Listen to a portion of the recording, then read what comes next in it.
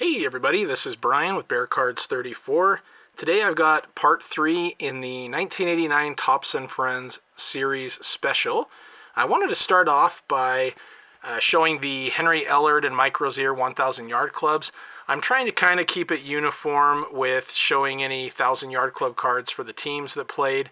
And I forgot to mention that Henry Ellard, who had a great year in 1988, had a 1989 1,000 yard club card, as well as Mike Rozier, who squeaked in just barely with 1,002 yards. That final game, he really had to work for it. He had 17 yards on 10 carries to put him just over that 1,000 yard mark. So I wanted to highlight those. And I've also mentioned some of the throwback cards that we've had. And for the 49ers, Mike Davis right here, this is a card number 3 out of 25. That was a throwback during his rookie season. An on-card auto. Really like that card quite a bit. And then also the Pro Set from last year had these. That was a limited edition Trevor Lawrence from Pro Set with a Pro Set 1989 display. And then also this Justin Fields right here for my Bears. So happy to have those ones. So it's a nice little look back when they do some of the throwbacks, a little nostalgic for people from my age group who are used to those sets from when they were kids. All right, so first up today we've got the Cleveland Browns. Back in 1989, the year these cards came out, they went 9-6. They lost the AFC Championship. 9-6-1. They had a tie. And they lost the AFC Championship game to the Broncos. It was a very good season for them. The head coach at the time was Bud Carson. He passed away about 15, 16 years ago, but he was the coach of the Browns for 1989. The Cleveland Browns that year, they had Hall of Famer Ozzie Newsome. And he wasn't a Hall of Famer, just a very, very good running back. But we had Ernest Biner. And right over here, they put now with Redskins. And as I mentioned in the previous videos, there were updated sets this time around. And so for Topps Traded, we were able to actually get a picture of Ernest Biner in the Washington uniform. So first up for the Browns here is Michael Dean Perry. This is his rookie card. He was a second-round draft pick in 1988 out of Clemson, just like his older brother, William the Refrigerator Perry. So while William Perry is obviously one of my favorite players of all time, and I love the guy, Michael Dean Perry actually had more success, statistically anyway, than even his older brother William. In 1989, he was the AFC Defensive Player of the Year. He only had one rookie card that year. Score and Pro Set did not include him in their series. So this is the one and only true rookie card for Michael Dean Perry. He's a 6-time Pro Bowler over his 10-year career. He finished off with the Broncos and Chiefs, but primarily was with Cleveland, and he was a 5-time first-team All-Pro, so definitely one of the great defensive linemen of the 1990s. In Cleveland, they actually named a McDonald's sandwich after him called the MDP. And it was just a really big burger. It had an extra patty and bacon. So just a really big burger. But I thought that was kind of cool that he had a sandwich named after him locally at the McDonald's there. Next up, we've got Eric Metcalf. One of the really great returnmen of the 1990s. So he had 3 rookie cards. We've got his Pro Set, Topps Traded, and Score rookies. He was an all-around threat. I mean, he was not only a return specialist, he could run, he could receive. He was the 13th pick in the 1989 draft out of Texas, and he actually led his school, Texas, in all-purpose yards all 4 years that he played there. A really great athlete. He won the NCAA National Long Jump Championship in 1986, and then again in 88. And he competed in the 1988 U.S. Olympic Finals, where he placed in the top 10. He's a 2-time All-Pro and a 3-time Pro Bowler. During his second season, he led the NFL in kickoff return yards and led the NFL in punt return touchdowns 4 different years. And over his 14-year career, he had over 17,000 all-purpose yards, which was in the top 10 all-time when he retired. He had 12 touchdown returns, which is third all-time. His best rushing year was in 1993 when he had over 600 yards, but his best receiving year was really impressive. That was in 1995 with the Atlanta Falcons, where he had almost 1,200 yards and over 100 catches. His dad is Terry Metcalf, who was a 3-time Pro Bowler as well, so definitely a very talented football family. Next up, we've got the New Orleans Saints. They were coming off a 10-win season in 1988. In 1989, the year the Cards came out, they went 9-7 and just barely missed the playoffs. Jim Mora was their head coach. He won the Coach of the Year back in 1987. I'll always remember him for his playoffs comments. That was a pretty good soundbite that we still hear today. Hall of Famers on the team that year included Morton Anderson, one of, I believe, just a couple kickers in the Hall of Fame as of right now. I'm sure Adam Vinatieri will be there, and maybe a couple others, Justin Tucker maybe. So Ricky Jackson, another great player for the Saints. They had a great linebacking core, and that included Jackson and also the late great Sam Mills. Wide receiver Eric Martin also had a 1,000-yard campaign in 1988. So in the 1989 set, he was featured in the 1,000-yard club. And I'm going to be ripping a pack of 1989 tops. This is a football pack, already a little ripped as we can see in I'm not sure what kind of condition this will be in, but each pack contained a 1,000-yard club card. So it would be something like that. So as far as the cards to highlight this year, we have Craig Ironhead Hayward. He had 2 cards that year. Score did not have a card for him, unfortunately. Ironhead Hayward was a first-round fullback running back from Pittsburgh. The Saints drafted him in 1988 after an All-American junior year. He was in the top 5 finalists for the Heisman Trophy as well. He had an 11-year career, including playing with my Chicago Bears back in 1993. He also played with the Falcons, and he was known as a big, bruising running back. So the name Ironhead, supposedly it started when he was a young teenager, 13, 14, where the story is that a boy broke a pool cue over Ironhead's head, and Hayward barely flinched. And he told his grandma about it, and she gave him the nickname. But then it would also become a very popular nickname just because of his bruising style, and sometimes he would even ram his head into his defenders' stomachs. So anyway, like I said, a big bruising running back. I remember one time he did a Zest body wash commercial for loofahs, and that was kind of the joke, was that he's this tough guy, but then it's that contrast with him, using loofahs. So his son is Pro Bowler Cam Hayward, who is just a great player of his own right, made multiple Pro Bowls. And in 1988, unfortunately, Hayward was struggling with blurred vision. He was diagnosed with bone cancer.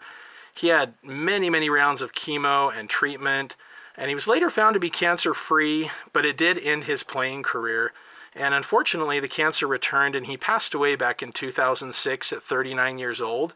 His son, Cam Hayward, has in the past put the words Ironhead on his eye black as a tribute to his dad, which I think is pretty cool.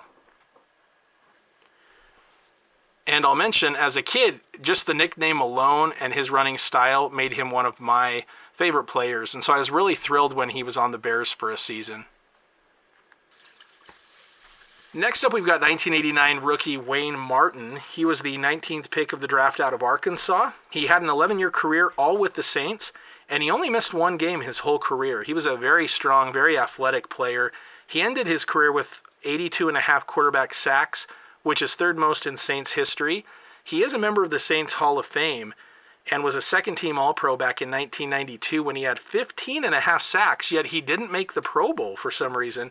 He did, however, make a Pro Bowl in 1994 when he led the NFC in sacks a year later in 95.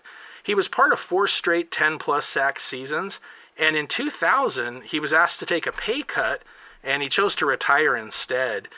His younger brother, Jeff Martin, was a second-round draft pick out of with the LA Clippers back in the 1989 NBA draft. So that year they had Wayne Martin drafted in the NFL, and his brother was drafted in the NBA. Next up, we've got Vaughn Johnson. This is his NFL rookie card. He was featured in all three sets, but his real rookie card was back in the USFL set.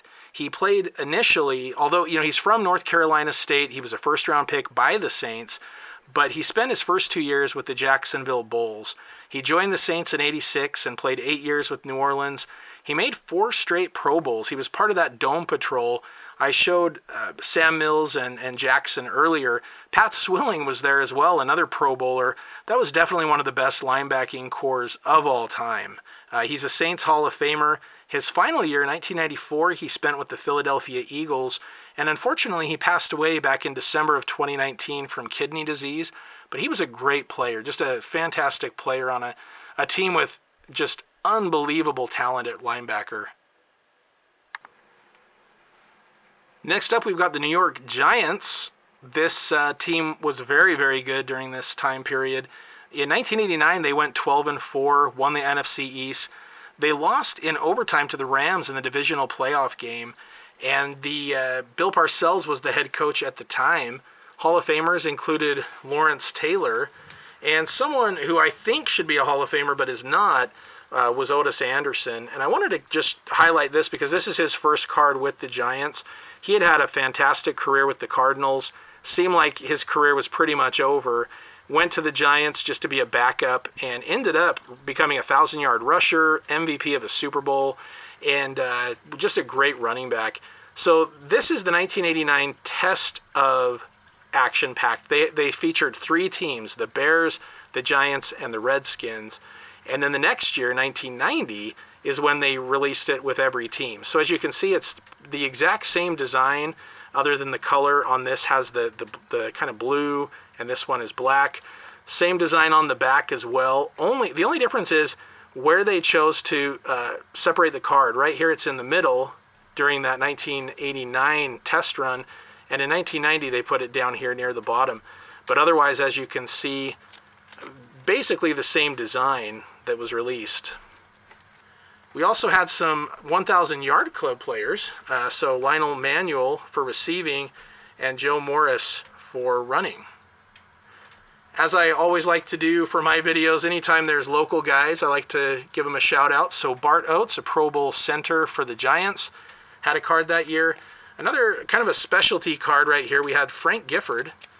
He was very well known for me as a kid on Monday Night Football as one of the hosts of that, and ProSet would feature those announcer cards.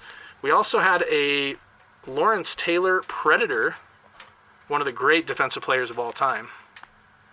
Next up, we've got Jim Jumbo Elliott. This is his only rookie card there in the middle.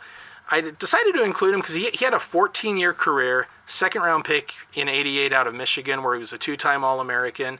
He made the '88 All-Rookie team, Super Bowl 25 champ, a 2-time All-Madden selectee, 1993 Pro Bowl, but he was best remembered for a game-tying touchdown catch in 2000 when he was playing with the New York Jets versus the Dolphins. And in that game, sorry Dolphins fans, they went on to win that game 40-37 with part of a 30-point fourth quarter by the Jets. Just unbelievable. I think it was the second biggest comeback of all time, and Jumbo Elliott's touchdown catch was a big part of that, tying the game. Next up, we've got Gary Reasons. These are his rookie cards. He was a 2-time Super Bowl champ with New York, 4th-round pick out of in 1984, but didn't have any cards made until 1989. He was known for 2 very big plays for Giants in their history. One was in 1989 during a critical game against the Broncos. It was 4th and goal.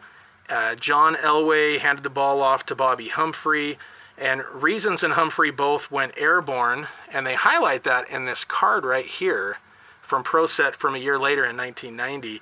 And Reasons stopped Humphrey at the goal line, and the Giants went on to win the game.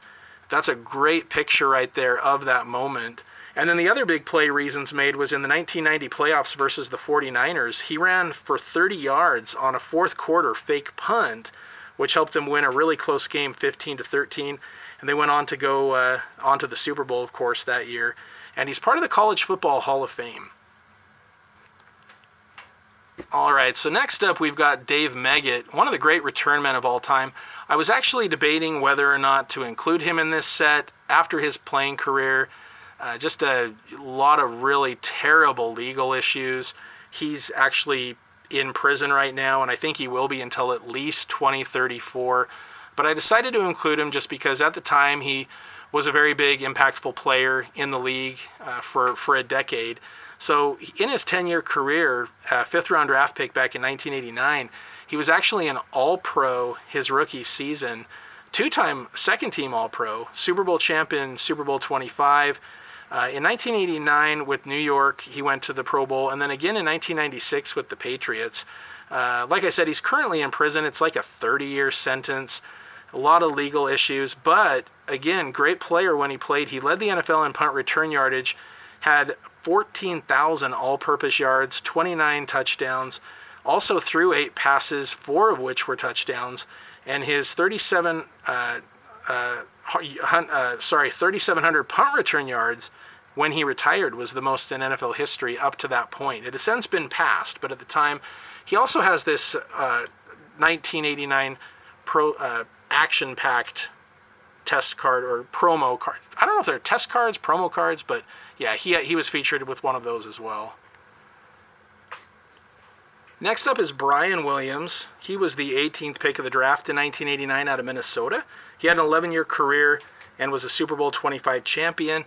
I decided to include him in the set just for people who are still following the NFL. His son, Max Williams, is a tight end currently with the Cardinals. He was a second-round draft pick by the Ravens 7 or 8 years ago. So yeah, this is Max Williams' dad, for those who are interested. Speaking of father-son duos, this right here is Mark Ingram's one and only, I believe, rookie card. He had a 10-year career, so this is Mark Ingram Sr. His son, Mark Ingram Jr., of course, Heisman Trophy winner back in 2009. Had a lot of really good seasons in the NFL as well. Next up, we've got the Seattle Seahawks. During the 1989 season, coached by the late Chuck Knox. I think he did pass away a few years ago, actually. So he was their coach at the time. The Seahawks went 7-9 in 1989. The Hall of Fame card for this team, Steve Largent, the great Steve Largent, near the end of his career there. And this guy is not even close to being in the Pro Football Hall of Fame, but these two Brian Bosworth cards, as a kid, I loved these, not because of the fronts of these, but because of the backs. Okay, so doing his best to pull off a Jim McMahon impression right there. You got the Boz. I think Jim McMahon pulled it off a lot better. I think McMahon's sunglasses have aged a lot better than the Boz, but I loved that as a kid. And then this card too, I just thought that was so cool at the time. I don't know what I'd think about a player doing that these days, but that's very 90s, right? So anyway, I really loved those cards when I was a kid. And 1,000 Yard Club, we have the underrated Kurt Warner, Kurt with a C. And we also had this great combos card, Kurt Warner and John L. Williams. Williams was a really good fullback. He could block, run, catch. And then we had another underrated player, in my opinion, Jacob Green, had a Predator card. And Steve Largent with the record breaker card, becoming the all-time leading receiver. So kind of the heir apparent for Steve Largent was Brian Blades. He was a rookie in 1988, a second-round draft pick out of Miami. He was an all-rookie that year, and his best year came in 1989, the year these cards came out. He was a second-team All-Pro that year. He had a very good career. He's part of the Seahawks' 35th anniversary team, and he's the older brother of former Detroit Lion Benny Blades as well. We have a few players who were part of that Seahawks 35th anniversary team that had rookie cards this year. Rufus Porter was another one. He was an undrafted free agent in 88 and really did a lot. He was a 1989 All-Pro and a two-time Pro Bowler as well. The Seahawks really seemed to do well with those undrafted free agents. This is Eugene Robinson. He was an undrafted free agent back in '85 out of Colgate. He had a 16-year NFL career, not just with the Seahawks, but the Packers, Falcons, Panthers, and he was a Super Bowl 31 champ with Green Bay. He made 3 Pro Bowls, and in 1993 led the NFL in interceptions. And like I said, part of that 35th anniversary team of Seattle. He ended his career with over 1,400 tackles and 57 interceptions. He had 22 fumble recoveries, 2 defensive touchdowns, and 7.5 sacks. So quite an impressive career there for Eugene Robinson. One other player I just wanted to mention, he's part of this set. This is Kelly Stouffer. So this is his rookie card. He was actually the 6th pick of the draft in 1987 by the St. Louis Cardinals, but he held out. He had a contract dispute, and he did not play his rookie season. So the Cardinals traded him to Seattle. The Seahawks were hoping he would be the guy for Seattle in the future. He went on to have just 7 touchdowns and 19 interceptions over 5 years, and was definitely considered one of those busts. And I only mention that because I know these days any quarterback, especially if they're a first rounder, especially if they're a top 10 pick, you can see the crazy prices some of these cards are going for right now. And, they're not a surefire thing. It's not a sure thing. Kelly Stouffer is an example of that right there. Next up, we've got Raymond Berry, who had been the coach for the Patriots in their Super Bowl 20 against the Chicago Bears. This would be his final season with the Patriots. They had a pretty disappointing year, going 5-11, and Raymond Berry was fired after the season. Hall of Famers included Andre Tippett, and just because I want an excuse to throw in Doug Flutie's first card with the Patriots, the Doug Flutie card, he is a member of the Canadian Football Hall of Fame, one of the great CFL players of all time, and really made a name for himself in his later years in the NFL too.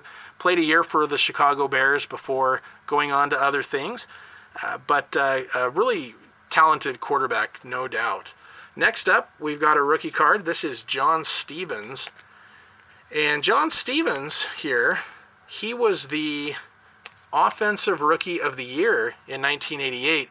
He had 1,168 yards rushing that season, and he was a very talented player that first year, but that was definitely his best season. He made the Pro Bowl. His final season, he actually was with Green Bay to start. His daughter, Sloane Stevens, is a professional tennis player, and in 2017 won the U.S. Open women's singles title. Unfortunately, in 2009, he was killed in a car accident.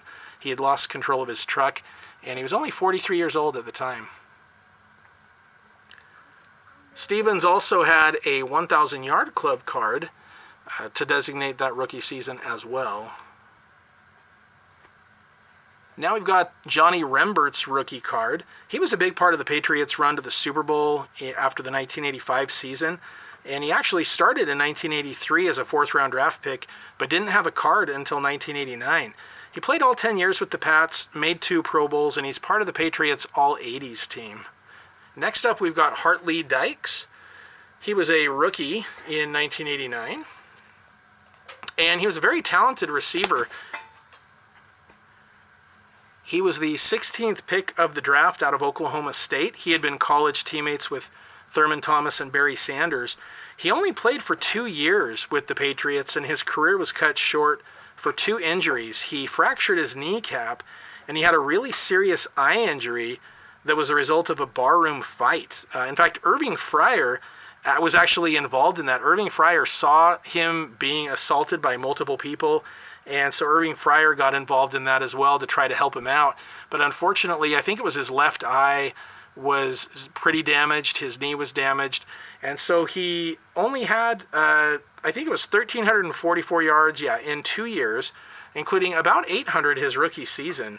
What was kind of interesting, though, is he was actually drafted by the Chicago White Sox in 1989 as well, and when he was 10 years old, he won the pitch, hit, and run competition and was honored at the 1977 Major League All-Star Game.